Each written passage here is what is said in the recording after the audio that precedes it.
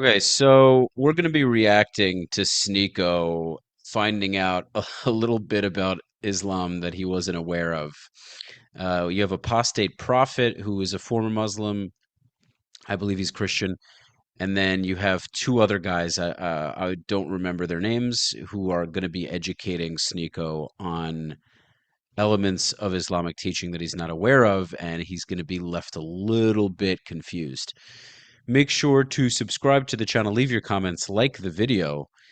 Follow me at Rafi the Realtor on Instagram for all of your South Florida residential real estate needs. And you can support the channel via the Buy Me a Coffee link in the description or pinned comment. Let's get rocking and rolling. What's the chapter and verse of that? Matt, verse 39. What's the chapter? I don't know. He doesn't even know what the book of Matthew is, right? He says Matt.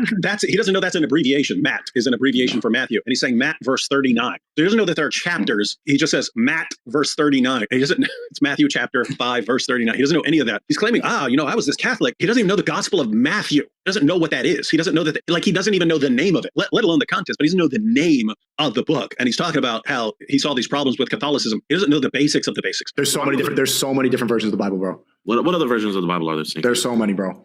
Okay, tell me some. Okay, let's look up. What versions of the Bible are there? We have the King James Version, the English Standard Version, the New American Standard, the New English Bible. You know the funny thing about all those different versions, Sneako? What? They're all just different translations, buddy. But it gets worse. Most people haven't read the original version. Have you heard of the Council of Nicaea? There's been a lot of chapters that have been removed, and the Bible's been tampered and manipulated with a lot over the years. Well, they did remove the Council of Nicaea from the original Bible. A lot of people haven't read those parts of the Bible. Everybody knows that about the Bible. The Council of Nicaea was removed from the Bible. It's my favorite book, man. The Council of Nicaea. Now, when I'm getting down, I just like to read the Council of Nicaea in my Bible. But then someone took out the Council of Nicaea from my Bible. Why did they remove it?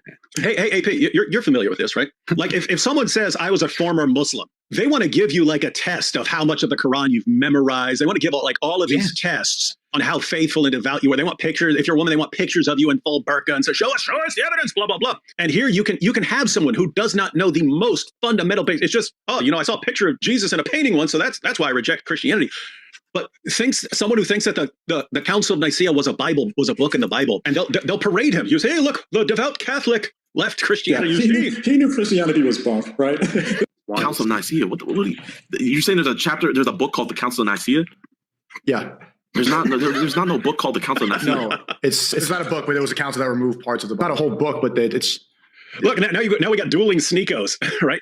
You got dueling Sneakos because that was the new Sneako. That was the update Sneako who knows, correcting the dumb Sneako from a couple days earlier or whatever. It's not a book, but there was a council that removed parts of the book. Not a whole book, but it's. Yeah, look at he's saying it as he's Googling it. Yeah. Yeah. The original video, he's saying it's not a whole book, so it's part of a book. But then him on the other side, he's saying it's not a book, it's a council. Now that's the corrected version because we have two Sneakos on the screen. So as you just heard, Sneako rejects the credit. Well, what type of omelet preach Christian channel is this, man?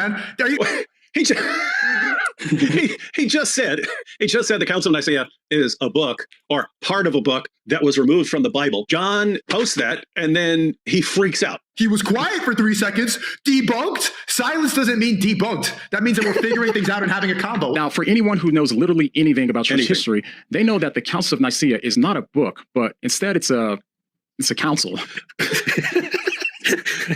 That's a good reaction. People also tend to know that the Gospel of Matthew is a book in the Bible. They don't think it's Matt. It's from Matt. It's Matt. Matt verse 39. The Council of Nicaea had nothing to do with the canon of Scripture. They had nothing to do with establishing the canon, which means they had nothing to do with selecting the books of the Bible. The canon is the collection of books. Sneako has been a Muslim for all of 5 minutes, and he's already spouting the standard Dawa lies, which means that someone is feeding him this nonsense and that we have a new opportunity to expose it. Take Sneako's claim that there's only one Quran. You know a book has never been manipulated? You know a book has no 30 different versions of it? The Quran. Stay consistent for 1400 years. But the original text of the Quran has never been tampered with, has never been manipulated. And this is the one that you could always go to. It's the same, it's consistent. But no, it's directly translated from the original Quran. There was no council for the Quran. My point is that the Quran hasn't been manipulated by a council. It was recited by Muhammad, peace be upon him. And then that's exactly what the Quran is. And it hasn't been tampered with. It's been consistent the whole time. I'm just giving you a reason why I believe in the Quran more, because I can be certain that this hasn't been tampered with. And there's one version of the Quran. Well, that's what they call Dawa in the Quran, is trying to spread the truth. Like once you realize the truth, it's good to go and bring other people on board with the truth. So the Quran was revealed to Muhammad, and it's been consistent ever since. Smooth sailing, only one version of the Quran. Now, did Sneako examine Qurans from around the world and discover that they're all identical? Of course he didn't. Dawagandists told him that there's only one Quran, and he believed them without bothering to investigate. So where did Sneako hear that there's only one Quran? Well, he probably heard it from lots of Muslims because the myth of one Quran has been spreading for a few decades now. Yes, I said for a few decades. For most of Islamic history, Muslims understood that there were different Qurans. But eventually, Muslim scholars and Dawagandists realized that they could impress people by lying. Here's Sheikh Yasser Qadhi telling a popular audience that since the time of Caliph Uthman, no two copies of the Quran have ever differed in even a single word or letter. So the Caliph Uthman standardized the copies of the Quran, and therefore from his time up until our time, there has never been two copies of the Quran that are different even in one letter or one word. Perfect preservation right down to the letter. Welcome to Fantasyland. Population 1.8 billion. You just heard Sheikh Yasser Qadhi in a video made for people like Sneako, people who don't know anything about the history of the Quran, say that every copy of the Quran in the world today is completely identical to every other copy. You heard him say that, right?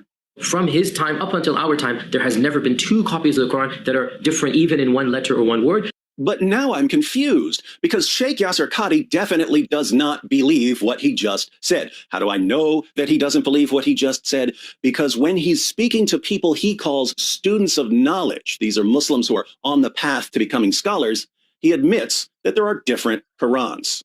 In other words, if you were to compare two printed Qurans, you're going to see differences between them. But world-renowned Quran scholar Sneako says you're wrong, Sheikh.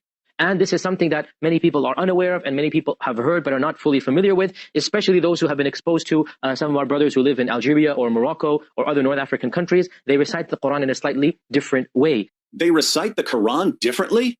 Are you simply referring to a different voice or speaking style? Not just a voice or not just a speaking style, but also changes in letters and words and harakat. Different letters and words? Here I thought that no two copies of the Quran differed in even a single letter or word. Where did I get that idea? From his time up until our time, there has never been two copies of the Quran that are different even in one letter or one word. Oh, that's just what Sheikh Yasser Qadhi says to people like Sneako. What does he say to students of knowledge again? In other words, if you were to compare two printed Qurans, you're going to see differences between them. Changes in letters and words and harakat. They know about different Qurans in different parts of the world today. They know about textual variants. But they tell you perfect preservation right down to the letter. They're lying, right? I mean, obviously. They're obviously lying. If Muslims bother to do a little research, they would find that according to Muslim sources, entire chapters of the Quran were lost because Muhammad's companions were too lazy to recite them. They would find that hundreds of verses were lost from other chapters because the only Muslims who had them memorized died in battle or because the only copy was eaten by a sheep.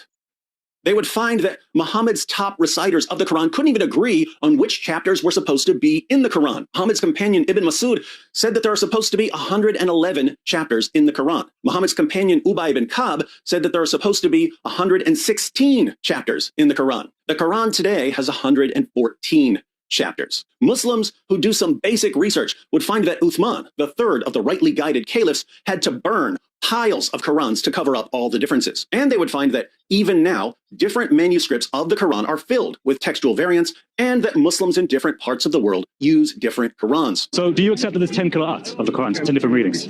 Sure. Okay, but those 10 different readings are obviously different, right? Okay. So if they're Do you accept the 10 qira'at? Sure. He has no clue what the guy's talking about. Sure.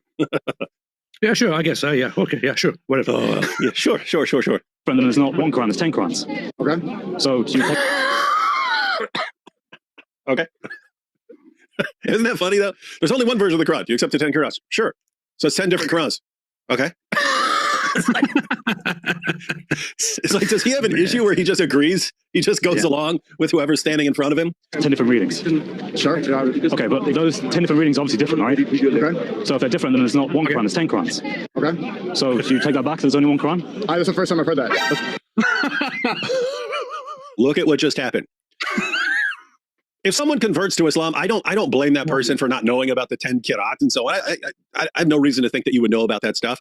But if you're out there talking like there's only one Quran perfectly preserved and it's perfectly preserved, and remember you could destroy it all and we would still be able to just recite it from memory, put it all back together. You've absorbed the Dawa script and you're proclaiming it. You're proclaiming it as if you know what you're talking about, and you don't know even the basics of the basics. And that's the problem. It programs people with completely wrong information and makes them say it with complete confidence as if they're experts on the subject, and they just and here's what the situation is.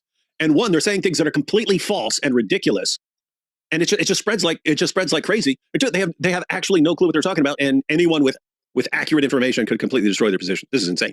Well, I mean, I sent it to you, you accepted it, so I assume you know about it, right? You're not just taking my word for it. What are the 10 versions? No, so there's different citations, just like there's different accents. There's a British accent, there's a Textual accent, there's an English accent. They're not accents. Different accent. Who are you going to believe, a Muslim or a Christian?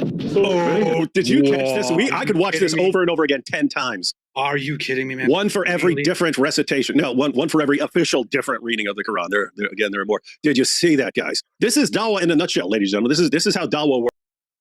Well, damn, I also learned a thing or two. I knew there were variations. I didn't know there were that many variations. So this is an interesting lesson for me.